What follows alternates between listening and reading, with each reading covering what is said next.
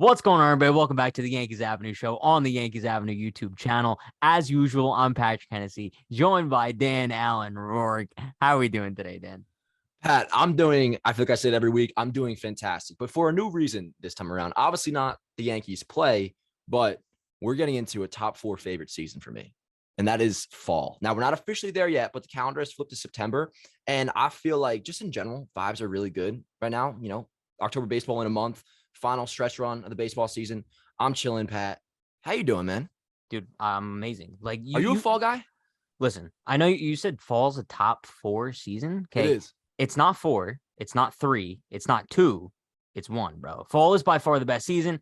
Let us know in the comments what your favorite season is, but I don't think there's any debate. Like, fall is the best season. You walk around taking that brisk air, postseason baseball, crunching on some nice brown leaves. You're doing good in life, bro. Life is good. But I was just going to say, how could we have a really good fall? How could this fall come to a fabulous conclusion? I think we all know with a little If the trophy Yankees action. somehow go on a streak and win a World Series. Listen, Dan, speaking of streaks, right? Last time we talked, the Yankees were doing pretty good. They had a nice little win streak going on. They've now dropped 4 of their last 5. Now we're kind of looking at the AL East, similar to how we did in the first episode, right? When we were kind of like, "Ooh, is it time to hit the panic button as far as the Yankees division lead goes?" And now with the Yankees entering a 3-game series in Tampa, and then also playing the Rays again next weekend with only a 6-game lead now. Are we like about to witness a collapse worse than 2004? Yeah. So disclaimer, I was 4 years old. I believe you were too when Yeah, the '04 ALCS happened. So unless your story is different than mine, I didn't watch that. I didn't get to neither. experience that. No. So disclaimer there. But I will say, I don't know if it would be worse necessarily, but I think it has to be on the level of the '04 ALCS if they do end up blowing this division. And this really hits home for me because remember, back in June, I proclaimed this was done after the Yankees. And not gonna lie, it was actually during that game where the Yankees were up like I think 10-2 against Toronto, ended up losing that series finale against the Blue Jays. I said the division is over. Since then, kind of fallen off a little bit. Had a rough August, going to September now, just 6 games up. Big series against the Rays. I feel like the forecast on what will happen with this division will be a lot clearer after this weekend. But yeah, dude, I'm not gonna lie, and I tweeted this out the other day. After that final game against the Angels, it really set in for me. It was a terrifying feeling, a feeling I've not felt since, I don't even want to say 2021. It's something where if they do blow this division, I'm going to have a take that I haven't had since I was 13. And when I was 13, I was an irrational Yankee fan that, did what any spoiled sports fan did, complain and make irrational takes. I am willing to say that Brian Cashman's job and the way I feel about Hal Steinbrenner will be significantly different if they end up blowing this division. And that goes for if we lose in the first round of the playoffs. That goes for really if anything but a World Series appearance at the minimum this year. So if we don't even get that, we end up blowing this division.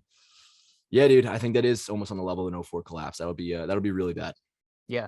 And now like I don't know, hearing you say Dan, like just hearing like those vibes from you, like dude, I'm concerned. Like I don't think any Yankee fan is really like sitting back right now with their feet up, being like, "Yo, the division's still looking like a breeze." I think all Yankee fans were kind of in the same boat when we were like considering the division a lock in June. Like, bro, I held up a sign on one of my streams that says like Yankees 2022 AL East champs. Bro, that's gonna be clowned like in a month maybe. And now after all of this, if the Yankees are gonna have to play a 3-game wild card series just to make the postseason after having what, like a 16-game lead or something like that.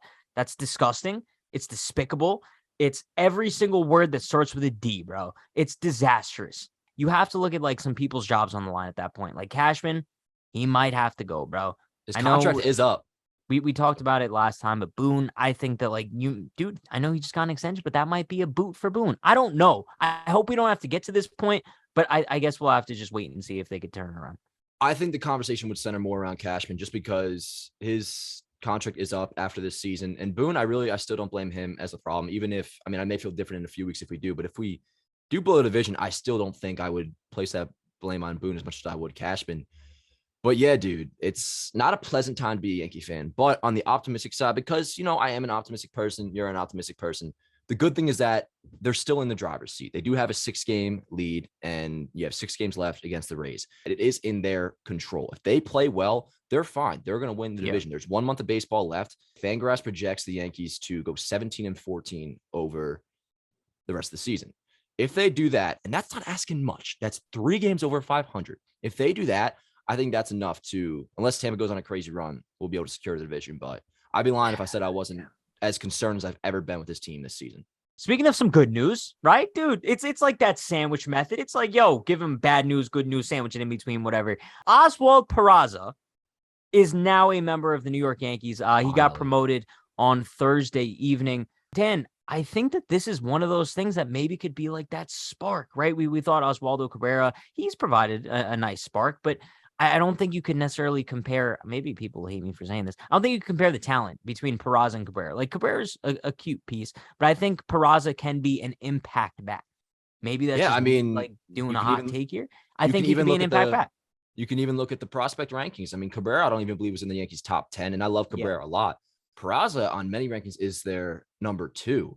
And I don't even look at it as much of a spark as I did Cabrera, right? Because we really needed to change things up and we needed some young energy in the clubhouse. Now, dude, it's strictly about talent because IKF is a problem. And I want to say, I'm sure he's a great guy, and I'm always rooting for him to do well on the field, but he hasn't done that. He did cost us the game, a huge game that was at series finale in Anaheim today. That was all on IKF, has not had a good year, a WRC plus below 80. This dude has been more than 20% worse than a league average hitter. And I know Boone says he's the best offensive shorts, or one of the best offensive shortstops in the league, which was absolutely ridiculous. And I'm a Boone guy. I am. He hasn't been. He hasn't been at all. Hasn't been able to field routine ground balls is a big problem. All I'm looking for with Peraza is to be able to do that and hopefully hit a little bit. Now, listen, he's not going to come out and he's not going to bat like 350 and be the savior for this offense. But my main point here, and just overall why everybody wanted Peraza up, is because he's almost a guaranteed improvement over IKF. And I want to shout out my boy Ryan Garcia. He had a good tweet where somebody brought up how Peraza has just a 104 WRC plus this year at AAA, which I'll touch on in a second. But he has projected 97 WRC plus. So even if he does that, which isn't even that good, at the very least, that's a 20% improvement over IKF's offense. And since June 1st, and this is a big line of demarcation for him because he struggled pretty badly the first 2 months of AAA for him this year. Since June 1st, though, he's hitting 289 with a 364 on base, 498 slugging, and has 13 homers. So, I mean, the dude's been tearing it up for a couple months now, and it was quite obvious he was ready for the call to the big leagues. And I'm excited, man. Yeah, dude, I'm pumped. Like I said, dude, how about a shortstop, second base combination of Peraza and Cabrera? Because at this point, dude, we don't even know if Gleyber's going to be in the postseason lineup the way he's looking. Who cares? Like at that point, you know what I mean? That's why I'm looking at Peraza, bro. And like you said, IKF, it's tough to say that he's been a disappointment just because like this is kind of what we expected, right? I don't think anybody expected IKF to be like a stud. However, I'm going to say he's been a huge disappointment defensively. When the Yankees got IKF, all we heard was like, yo, defensive wizard, like elite defensive shortstop. But now I'm sitting here and I'm thinking to myself, like, was he ever an elite defensive shortstop? Like, I'm pretty sure the Gold Glove that he won was at third base, right? Correct. I'm pretty sure like most of his defensive work in Texas wasn't at shortstop. So I think that the Yankees kind of just like assumed he was going to come over here and like be a starting shortstop every day and just be a defensive wizard. And they're still trying to like push that narrative to kind of like defend themselves. But I think it's clearly not true at this point. Yeah, dude, couple great points you brought up there. And that's something I really should have mentioned too, is that I don't even want to blame IKF. It's the Yankees' fault with this. They had a historic class of free agent shortstops. Dude, I was looking at Corey Seager's numbers the other day. Dude has almost 30 homers over at 800 OPS. How nice would that have been? He's like a WAR over 4. Now, I wasn't, first in line to give him $300 million, but with the performance IKF has put up this year, knowing that you had multiple options that would have been a much bigger improvement over him, whether Seager, Correa. Now, good thing they didn't sign a Baez or Semin because they've been awful. Yeah. But when Correa was on the market, Seager was on the market, and then you end up going with IKF, who has been not like necessarily a disappointment, like you said, because he's doing pretty much exactly what he has always been. I mentioned how he has an 80 WRC plus this year. What's his career WRC plus? It's 80. So he's been exactly what he's been all his career. Yeah. So I don't want to, diss on him too much because he's doing exactly what we expected, but Peraza's probably the everyday shortstop, at least I would hope. And he is postseason eligible. That's a big thing. There's a big misconception about having to be on the roster before September 1st. No, it's having to be on the 40-man roster in the organization before September 1st, which obviously Peraza is. So huge. If he plays well, he'll be able to play in October, which is like the big thing. Huge. And last thing about Peraza, it's weird because this is the first time I'm looking at a Yankee. Granted, it's only a month, but yo, he's younger than us, bro. I know, it's weird. He was born in like June 2000. You're May, right? Born in May. We were both born in May. Yeah. He's younger than dude. It feels this wrong. is something I feel like everybody who has had at one point had like aspirations of being a professional baseball player. We all feared this day where somebody was in the league or on our favorite team that's younger than us. And now it's officially happening with Peraza. It is really, really weird. It makes you feel like a failure, but hey, I mean, I'll take look it. at us. Look, Yeah, look, dude, we're hosting we the have Yankees our own Avenue show, bro. Fucking Peraza's probably jealous of us, to be honest. But, speaking of that little West Coast trip, Aaron Judge and Shohei Ohtani both had a fairly nice series when the Yankees hit Anaheim. Both hit 2 home runs. And you know what, bro? That MVP debate keeps on sparking. Shohei Ohtani, Aaron Judge. You have the people in the category being like, yo, Judge is having a historic season. I don't care that Ohtani's a pitcher as well. And then you have the people being like, yo, Shohei Ohtani is a pitcher as well. He deserves more credit, even though his team sucks. Are you concerned, because Dan, you're the biggest Judge guy around, are you concerned at all that Judge will have a second MVP stolen from him? Now, obviously, we know what happened in 2017, but I feel like it might be turning in that direction again this year. I'll answer that part right away. No, I'm not concerned. And to be honest, I almost think it'll be close to unanimous. Aaron Judge will be the MVP. The conversation, though, is I don't want to say ridiculous because no matter what, Ohtani is going to be in the MVP race every single year, as he should be when he's healthy. But here's the thing. If Judge doesn't beat him in a year where he is having historic numbers on pace to break the American League home run record, arguably the legitimate home run record in baseball, having one of the best offensive seasons we've seen really since the steroid era and of all time and in Yankees history. If the season Judge is having right now isn't enough to beat Shohei Ohtani, you might as well give him the award every single year. And the main thing I've been going back to is what Ohtani always has going for him is combining the pitcher and hitting WAR. He's at a 7.3 WAR right now when you combine his hitting and his pitching. You know what Aaron Judge is at? 8.3. So even when you combine the two, both Ohtani's value on the offense and with the pitching, still not better, not more valuable than what Aaron Judge has done this year when you factor in the offense and his play in center field and in the outfield. So it's not close to me, but I'm not too concerned about it because I think it's going to be close to unanimous in the voting. Yeah. So I don't think you're gonna like my take, but we'll see. Do I think Aaron Judge is the MVP? Yes. Right. That's a very simple answer. However, at the end of the day, if it just so happens to work out that like Ohtani wins MVP over Judge because the writers love how he pitches and they want to give him back-to-back MVPs, I won't be distraught over it. And like that's just me being an individual and being like, yo, like at the end of the day, They're like gonna I have know to Aaron grease Judge. the fucking polls, bro, if Judge doesn't win MVP. Okay, well that's sick. But I'm talking about like me speaking from a normal person's point of view. Do I want Judge to win MVP? 100%. However, I will not like lose sleep over the fact, bro. Like, especially if like the Yankees don't win the World Series, like Judge winning MVP would be cool, but it's not gonna like be like the biggest highlight of my life. Especially, bro, if he hits 60 home runs, like I consider that more of an accomplishment than winning MVP. That's just me. If he hits But 60 also, home runs, he should win MVP, though. I can't see a scenario where he doesn't. I'm saying, just God forbid he doesn't, it won't be the end of my life. If he doesn't break the American League record, if he doesn't pass Maris, then it's more of a conversation. But once he does, that seals the deal for me. I mean, this dude has hit 50 homers before September, before even playing a game in September. It's a lock for me. It's a no-brainer that he is the MVP and that he will end up winning the award. So I'm really not too concerned about it. But yo, listen, speaking of we're being positive, right? You know what my nickname is? They call me Positive Patty, right? Yeah. Yeah, everyone calls me that. So the Yankees finished August with a record of 10-18. Not too good, but that's okay because, like I said, Positive Patty working our way in.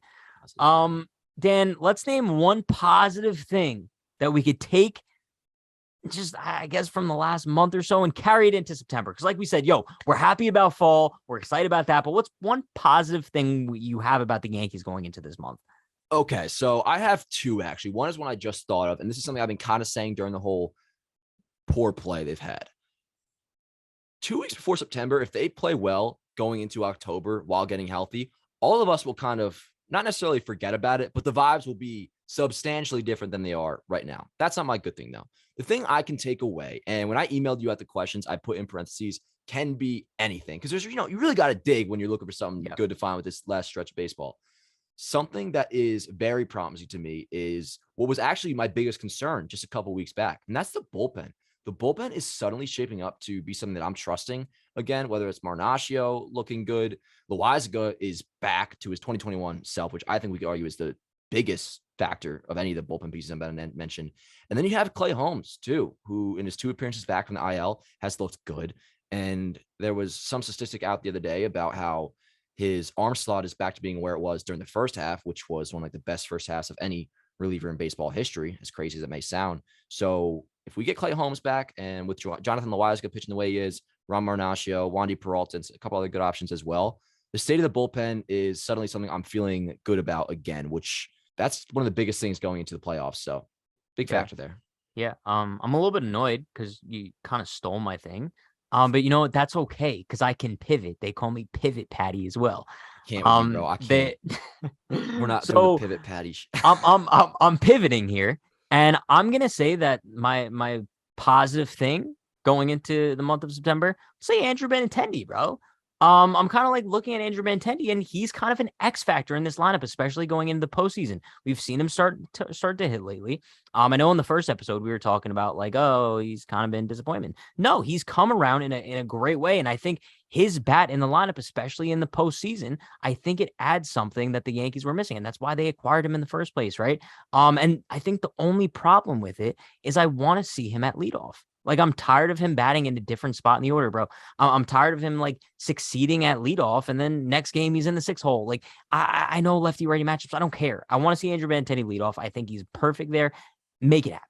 I think a big thing we'll see over the next month, I mean, particularly the last 2 weeks once Bader's back, the playoff lineup will start forming into shape. And I think Benintendi probably would be at the top of that. I've been mentioning it a lot on the show. My go-to top 5 is Benintendi, Judge. Rizzo's been dropped recently, but hopefully he starts hitting, which he was before the back injury. That's a concern of mine, though. Benny, Judge, Rizzo, Stanton, LeMahieu, and then 6, you could either have, I mean, if Gleyber picks it back up, who knows? But if Peraza starts hitting well, then you go Cabrera, then Trevino, and then I would probably round it out with Bader at 9. You could also bat Carp 6 if he comes back. They have a lot of options. The lineup come October, I don't want to say excited about it, but it could pass the test for me going in where I'm like, you know what? We could win a ball game with this. We could win a series with this. So yeah. One thing before we get into our final fun topic here, I guess if that's what you want to call it. I think we've been doing what you're about to bring up. But I think you do. I think now this is something I haven't really like focused on up until the last 30 seconds or so. We haven't been saying bro a lot this episode. I really don't think we have. I was going to mention in the beginning, listen, everybody, this is kind of how we talk, but me and Pat had a big heart to heart before this. We're like, dude, we got to chill on the bros. It's going to tarnish and ruin the Yankees Avenue show. And I will not stand for that. So Pat is going to limit it on the bros. I'm going to limit it on the bros. I think if it gets so bad, we're going to throw a bro counter up there. So I promise you guys, we're going to chill on that. I think we've been all right so far. You know, we've definitely dropped a few here and there, but listen, I stopped myself. When you're watching this right now, if you already commented complaining about bro, please delete it. Give us a fresh start because we got you. That's a good point by you, Pat. That's a good point by you. I was nervous when you bring stuff up that I don't know what you're gonna say. It makes me a little bit nervous. Oh yeah, but that was a tremendous point by you. But yo, listen, Dan. We like to wrap up every show, kind of like with a fun, lighthearted topic. You know, positive Patty, pivoting Patty. Now I call this perfection Patty. I don't know. So listen, Pat, we have to ban the patties. I can't do the patties. A-Rod, our boy. This is one thing that we always agree on. A-Rod's a GOAT. He dropped a video on social media about teasing a little comeback coming for 700 home runs. A little shout out to Pujols. And you know what? He also mentioned how number 13 is now available again on the Yankees because Joey Gallo is gone. Dan, there's a little 2-part question. 1, do you think if A-Rod stepped in the box tomorrow against the Tampa Bay Rays, he would be able to hit a home run? Yes or no? I'm saying yes. I'm saying if A-Rod stepped in the box, especially against like Corey Kluber, he's launching one, probably like 600 feet. Okay. Tomorrow, no. But the way I had it in my head is if you give A-Rod 100 at-bats and you tell him he's getting straight fastballs, I would think he would be able to. He's still in pretty damn good shape. And he's a good-looking man. The way I think about, I mean, that doesn't really affect anything, but yes. I look back at like an old timers day where Paul O'Neill, we've seen him go deep at 50. We've seen who else went deep? I think maybe Tino, Hideki Matsui went deep at old timers day. Old timers. Well, no, what I'm saying is, dude, it'd be even easier if you make contact because when you're getting some lobs at old timers day and these 50-year-olds are able to hit it out. A-Rod, if he connects in the shape he's in on a 95-mile-an-hour fastball, if he can catch up to it and connect, I think you give him 100 bats, he would be able to hit at least one home run. And I will say, I agree. In hindsight, I was glad he retired as a Yankee. Kind of bums me out. I wish he, took one of those deals with Miami or Tampa Bay at the time after he was released by the Yankees and got those final 4 homers. But yeah, so that's the answer for that one. I think he could hit 1 homer if given 100 bats. Will we ever see his number retired? We briefly discussed this on a past episode. I'll give my stance real quick. I don't think we'll see his number retired. I would be very much for it. I do think he should get a plaque in Monument Park. And I think that will actually eventually happen at some point, mainly because when you have one of the greatest postseasons of all time to lead the Yankees to a World Series title, and mind you, if he didn't have that greatest postseason, one of the greatest postseasons of all time, the Yankees are going on what is a 22-year title drought and having not won anything in the new Yankee Stadium. So when you factor in that, I think he's at the very least deserving of a little plaque in Monument Park. I don't know. What do you think? I think he's deserving of more than that, bro. I think that he deserves like a bronze statue outside of Yankee Stadium. A-Rod is the greatest third baseman in Yankees history. He's one of the best infielders in Major League Baseball history. Cry about the steroids. Comments, cry about it if you don't like A-Rod. Because I'm at the point where it's like the A-Rod slander needs to go. Like, I've had enough of it. We're talking about one of the greatest players of our generation. He needs his number retired. The fact that they even let Joey Gallo take it, if it, the fact that they let anybody take it, the fact that that number is in circulation and Paul O'Neill's isn't, or Brett Gardner's isn't, it makes me sick to my stomach. So you know what? Retire A-Rod's number, give him a plaque, make it happen. See, I disagree with what you're saying there, is because while I'm the biggest A-Rod fan in the world, he got me into the game. Dude, I wrote a letter to A-Rod when I was 13, like professing, I know you're innocent, bro, and it's all gonna be good. I'll see you playing. I swear to God, when I was 13. But with that said, I could totally understand why somebody wouldn't like A-Rod. I could totally understand why they would choose not to retire his number. I would be all but you for got to it. support him. You got to back your people. I'm just gonna be clearly based on A-Rod's last episode, you don't have loyalty. No, that's not true. That's not true. I'm just being fair while also having loyalty that if it were up to me, I would retire the number. I would put a plaque in Miami Park. I can understand why one maybe wouldn't want to do that. But yeah, here's the thing. What was my next point? I was about to say something. Give me 3 seconds. I'm going to cut this part. I had a point. I have no idea. Continue on, Pat. I'll probably keep that in, actually. I don't know what my next point was. Tim, before we wrap things up here, one more thing I want to bring up. A little surprise. You like when I bring up the surprises. Now, I want you to do me a solid. Turn your head like this. We have no. Keep turning. We have matching pimples in the same exact spot. Is that not the most insane thing of all time? And I brought this up before. You said, don't bring it up on the show. I brought it up on the show, Dan. Here we are. We have matching pimples. How rare is that? Drop a like, comment on the video. Blast. I love doing the show with Pat. We'll see you guys next time. Yankees Avenue Show episode 4 has come to a conclusion. Peace out, everybody.